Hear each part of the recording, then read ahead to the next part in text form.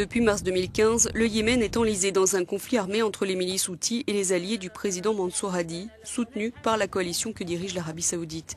Les civils sont piégés, pris entre deux feux, une crise humanitaire silencieuse.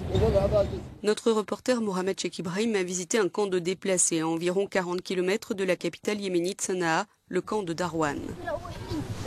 Ces gens ont tous fui la ville de Saada, ravagée jour et nuit par des bombardements de la coalition arabe. L'Arabie Saoudite en a fait une cible militaire, considérant la ville comme un bastion houthi qu'elle dit être responsable d'attaques sur des villes saoudiennes du sud de son territoire.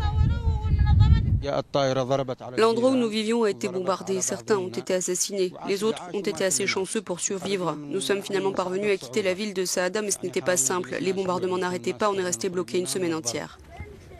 La branche politique des Houthis, le mouvement Ansar Allah et la coalition ont négocié une trêve, mais elle n'est pas respectée. Dans le camp de Darwan, les conditions sont terribles. Les déplacés yéménites ont bâti des abris sommaires avec des pierres trouvées là. Nous avons constaté une grave pénurie de nourriture, d'eau potable et des conditions d'hygiène et de santé déplorables. Ici, nous avons froid, dit cette femme, surtout les nuits, et le soleil nous brûle la journée. Mes enfants, certaines semaines, n'ont pas à manger pendant 3-4 jours. Nous souffrons beaucoup du manque d'eau, de gaz, nous n'avons rien. Nombreux sont les enfants qui souffrent de maladies et ils ne reçoivent aucune aide médicale. Une situation alarmante pour ce coordinateur de l'ONU au Yémen.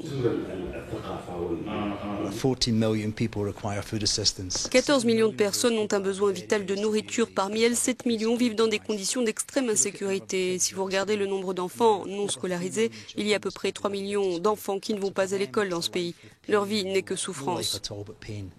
Et si on regarde les infrastructures de santé, l'impossibilité d'apporter une aide médicale dans ce pays, de la nourriture, du carburant, tout cela les prive de la possibilité d'avoir un avenir. Selon les dernières estimations du Bureau régional de l'Organisation internationale pour les migrations et du Haut-Commissariat aux réfugiés de l'ONU, 2,5 millions de Yéménites ont été forcés de fuir. Les personnes déplacées ici au camp de Darwan paient très cher les conséquences de cette guerre et de ce conflit politique, surtout les femmes et les enfants. Il y a 9 autres campements comme celui-ci dans tout le Yémen, tous dans les mêmes conditions désastreuses, nous explique Mohamed Cheikh Ibrahim, notre reporter.